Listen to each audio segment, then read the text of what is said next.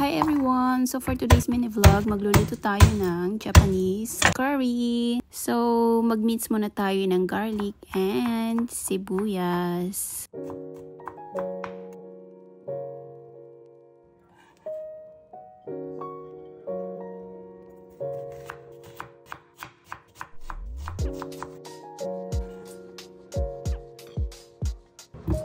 Nag-cut na nga rin pala ako ng potatoes and carrots. Ini-slice ko lang ng bite size and maliliit para mas madaling maluto. Kasi madaling maluto yung chicken, 'di ba? And also, yung pag-cut ko ng chicken ay bite size lang din. So, para mas madaling maluto, ganyan na lang ang cut nila, maliliit.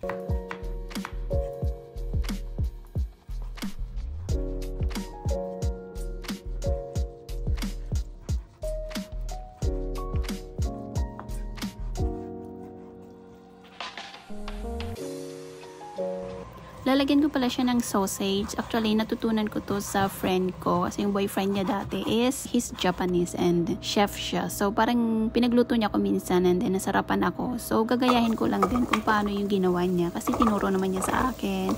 So, yun tayo eh. May mga natututunan tayo sa mga friendship natin na maganda and then ina-apply natin sa sarili nating buhay, di ba? I slightly fried na muna yung potatoes and yung carrots para hindi siya madurog pag minix ko na sa chicken. And then after that, ginisa ko na rin yung bawang at saka sibuyas. And then after that, nilagay ko yung chicken.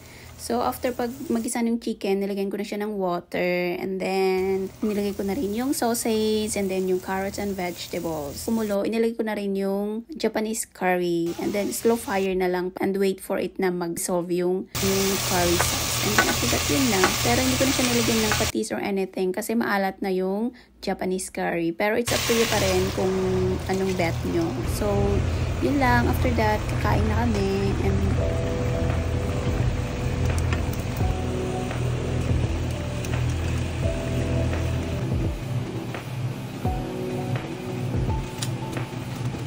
And that's it for our dinner for tonight. Syempre, hindi mawawala ang rice. Curry with rice.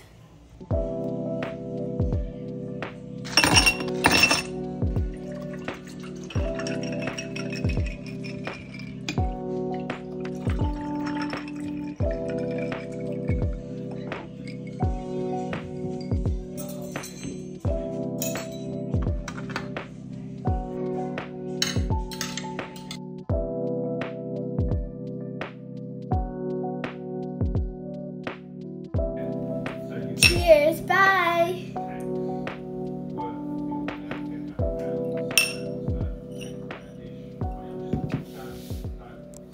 Ano yun?